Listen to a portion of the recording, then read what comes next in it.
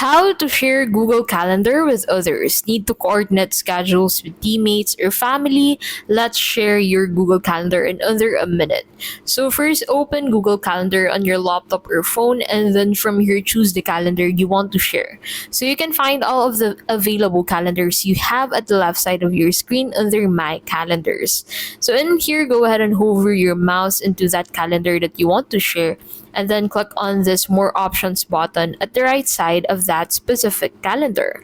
And then under that, you should find this Settings and Sharing button. So click on this and then go ahead and scroll down. Go ahead and head over into the Shared With tab.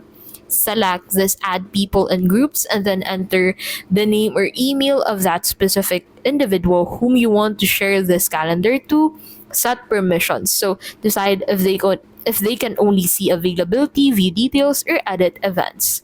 Send the invite and they'll get an email with access to your calendar. Sharing Google Calendar is simple, flexible, and perfect for coordinating projects or family schedule.